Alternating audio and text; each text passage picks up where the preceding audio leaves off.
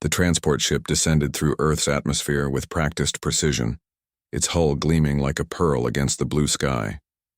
Inside, Cora gripped the armrest of her seat, her bioluminescent markings pulsing with nervous energy along her translucent skin. 20 years she had waited for this moment. 20 years of growing, learning, and preparing to return to the world where a human boy had given her everything. Final approach to New Seattle, the AI announced.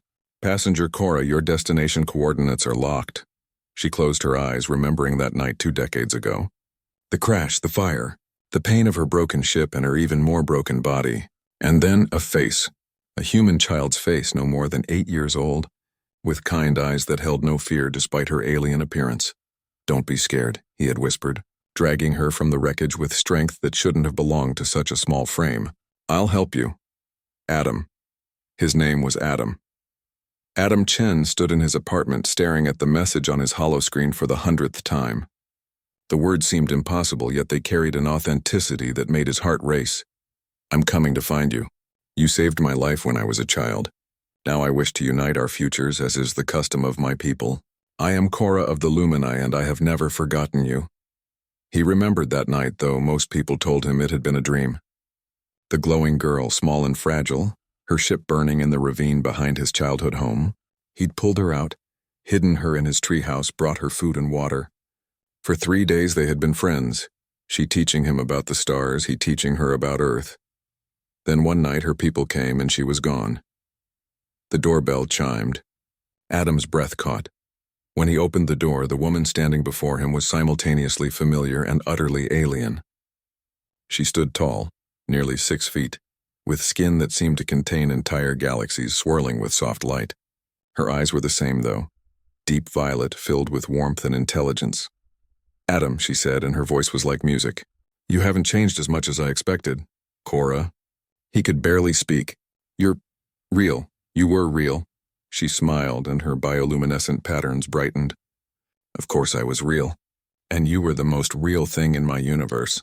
You saved me when you had every reason to fear me, when your own kind would have dissected me or locked me away.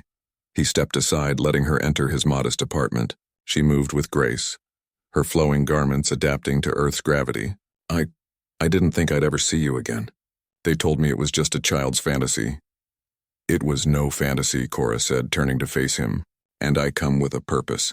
Among the Lumini, when someone saves a life, they become forever bound to that life. You are my savior, Adam. And now that I am of age, by both our people's standards, I wish to honor that bond. I came to marry you, Adam's mind reeled. Marry? But we barely know each other. We were children. And it was only 3 days. 3 days where you showed me more kindness than I had known in my entire life. Cora interrupted gently. 3 days where you risked everything to protect someone different. Do you know what happened to me after I returned home? He shook his head. I told everyone about you, about human compassion, about human courage. For 20 years I have studied your species, Adam. I learned your languages, your cultures, your history. I learned about your wars and your peace, your cruelty and your mercy. And I learned that what you showed me that night, that pure, innocent kindness, that is the best of humanity. She stepped closer. I don't expect you to marry me today, but I came to offer you a choice that you once gave me, the choice of something different, something more. Adam looked at her, truly looked at her. Beyond the alien features, he saw the same frightened child he'd once protected, but he also saw a woman of remarkable strength, someone who had crossed the vastness of space on nothing more than a childhood promise. Why? He asked. Why come all this way? You could have anyone.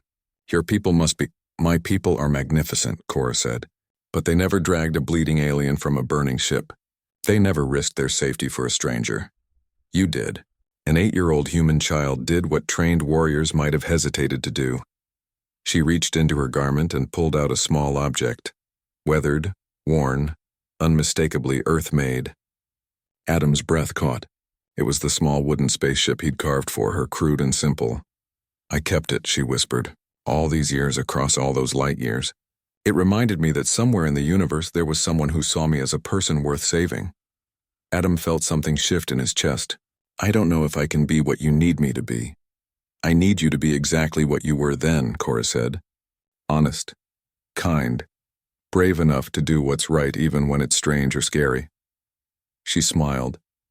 I'm not asking you to marry me tomorrow. I'm asking if you'll let me stay. Let us learn each other again. Let me show you the stars I promised to take you to when we were children. Adam thought about his life, safe, predictable, ordinary. Then he thought about the boy he'd been, the one who'd seen something impossible and chosen wonder over fear. I'd like that, he said finally. I'd like that very much. Cora's markings blazed with joy, and in that moment Adam understood. This wasn't about obligation or alien custom. This was about two people who had found something rare in each other, the courage to believe that different could also mean beautiful. Outside, the city lights began to glow as evening fell.